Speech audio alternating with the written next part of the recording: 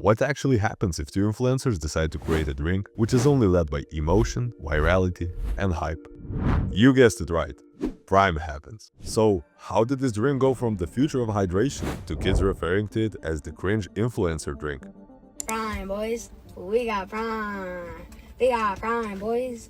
So yeah, we got Logan Paul, the controversy speedrunner, boxer, WWE guy, crypto guy, I've changed now, trust me guy, and we got KSI, the biggest ego in the game, UK YouTube royalty, sideman, music, boxing, the guy who can scream at the camera for 10 minutes straight. These two spend years pretending to hate each other. Diss tracks, press conferences, boxing matches where they promised to end each other's careers, and then just one day, yeah, we're friends now. Also, here's our drink, buy it. And it instantly worked, because you weren't just buying a drink, you were buying into the story. Prime wasn't launched like a normal product, it was a content event. Every podcast had Prime, every vlog had Prime, every fight, Prime in the corner of the ring. They weren't just saying like, here's our drink and we worked hard on it. They were saying, if you're with us, you drink this. And this thing hooked kids, and they went wild. You had people driving around different stores, parents getting dragged into random gas stations. And at this point, Prime wasn't hydration, it was just loot, like a fucking golden scar in Fortnite. Nah, this reference was for kids. Let me think of something else. For my basketball fans,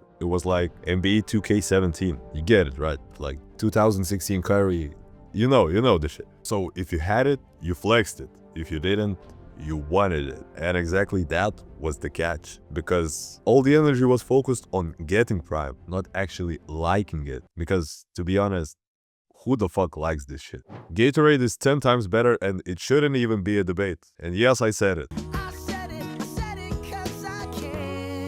So the launch strategy was kinda simple. Make it hard to find, let people panic, and watch the internet do the free marketing. Shelves were empty and prices went insane. People would go and pay $200 to taste strawberry dog piss. Some shops were even charging more for a bottle of Prime than a full meal. Imagine having to choose between a bottle of Prime and pizza. Like, how is this even equal? And yeah, believe me, people still paid. And I'm a human myself. I understand that curiosity part, but I will not pay more than $5 for a fucking bottle of drink. This is where I draw the line. And people created the image in their heads that scarcity is value. But here's the uncomfortable part. Scarcity only works once. Once everyone finally gets a bottle, the illusion disappears. Now the spotlights turn to the thing they were hiding this whole time. The actual drink. And for a moment, nobody actually cared what Prime tasted like. It could have been just liquid drywall and people would still say it's 10 out of 10 because their favorite YouTuber told them so. But every hype train comes to the end, and people finally started being honest by saying replicas like, No, it's like swallowing perfume. What is that?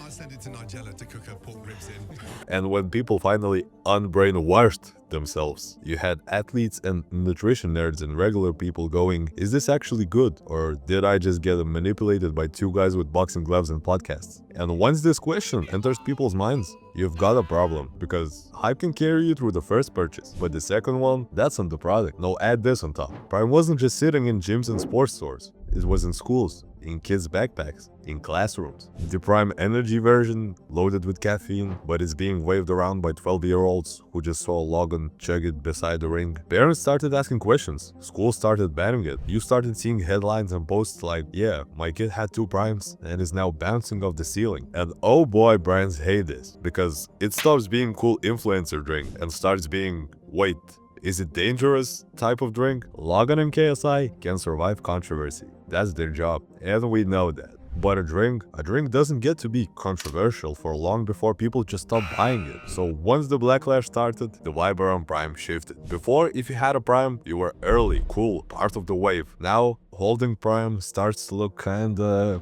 you scroll through the comments and see less, where did you get that? And more, bro, no one drinks this anymore. The internet has a special way of taking something cool and turning it into a meme overnight. And once the thing you're selling becomes a joke, it's game over. Not instantly, not dramatically, just a slow, quiet decline. And the irony is that the Prime's biggest win became its biggest death sentence. At first, you couldn't find it anywhere. Then suddenly, it was everywhere.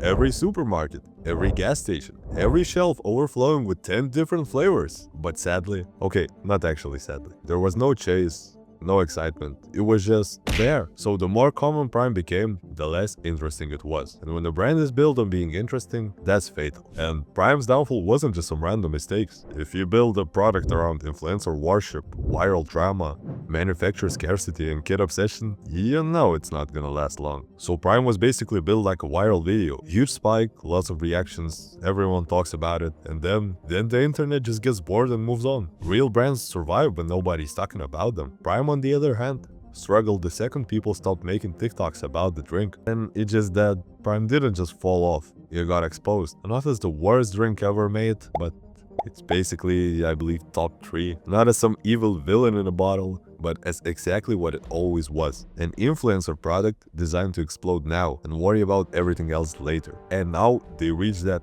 everything else part. So next time two creators team up and launch the next big thing with a dramatic trailer, emotional music, and $1 million marketing push, maybe ask yourself, do I actually want this? Or do I just want to feel like I'm the part of the hype? Because if Prime taught us something, is that the internet is incredible at making you buy something once, but nothing, not even two of the biggest creators on the planet, can force you to keep buying something once the magic wears off.